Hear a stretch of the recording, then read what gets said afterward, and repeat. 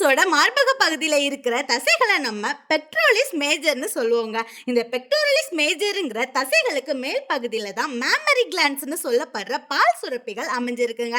இந்த பால் சுரப்பிகள் mammary glands ஆண் பெண்ணு இரு இனத்தவருக்கு இருந்தாலும் ஆண்களுக்கு வளர்ச்சி அடையாமலும் பெண்களுக்கு வளர்ச்சி அடைந்த நிலையிலையும் இருக்குங்க.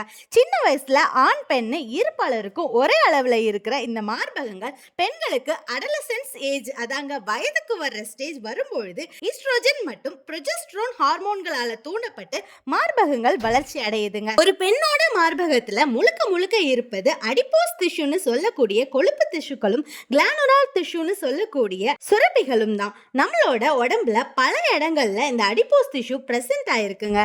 இந்த அடிப்போஸ் டிஷ்யூவோட மேஜர் ஃபங்க்ஷன் என்னன்னு பாத்தீங்கன்னா நம்மளோட உடம்புக்கு தேவையான எனர்ஜியை ஸ்டோர் பண்ணி வைக்கிறதும் அது தேவையான நேரத்துல நம்மளோட உடம்புக்கு கொடுக்கறதும் தாங்க. ஆனா பிரஸ்ட்ல மட்டும் பிரசன்ட் ஆயிருக்கிற இந்த அடிப்போஸ் டிஷ்யூக்கு இந்த மாதிரியான வேலையை மட்டும் செய்யறது கிடையாதுங்க.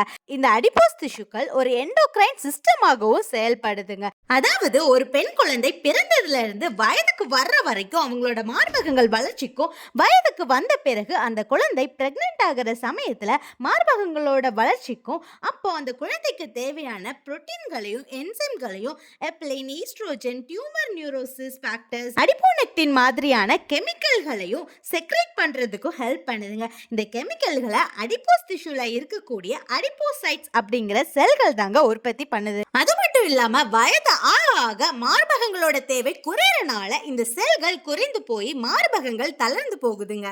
ஓகே, டீப்பா அனாட்டமிக்குள்ள போகாம டைரக்டா பாயிண்ட்டுக்கே வந்துடுறாங்க. பிரஸ்ட் மில்க் ப்ரொடக்ஷன் நம்மளோட ஹார்மோன்ஸ்னால ஸ்டிமுலேட் ஆகுதுங்க. பிரைமரியா என்னென்ன ஹார்மோன்லாம் அப்படின்னு பார்த்தீங்கன்னா ப்ரொலாக்டின் அண்ட் ஆக்சிடோசின். நம்மளோட பேபி நம்ம பிரஸ்ட்டை சக் பண்ற நேரத்துல அதுல இருக்கிற நர்வ் எண்டிங்ஸ் எல்லாம் நம்மளோட ஸ்டிமுலேட் பண்ணி நம்மளோட ப்ரொலாக்டின் அண்ட் ஆக்சிடோசின் ஹார்மோனை ரிலீஸ் பண்ண வைக்குதுங்க. அண்ட் இம்பார்ட்டன்டான விஷயம் என்னன்னு பார்த்தீங்கன்னா இந்த பிரஸ்ட் மில்கோட கம்போசிஷன் மதரை பொறுத்து தாங்க இருக்கும். அதனால தான் பிரெக்னென்ட் ஆகிற நேரத்துலையும் இல்லைன்னா குழந்தைக்கு ஃபீட் பண்ற நேரத்துலையும் சம் ஸ்பெஷல் டயட் எல்லாம் நம்மளோட அம்மா பாட்டிமார்கள் எல்லாம் நமக்கு அறிவுறுத்திட்டு இருந்தாங்க. அம்மாக்களோட diet, hydration and overall health தான் அந்த பிரஸ்ட் மில்க் மூலமா அந்த குழந்தைக்கு போய் சேருங்க.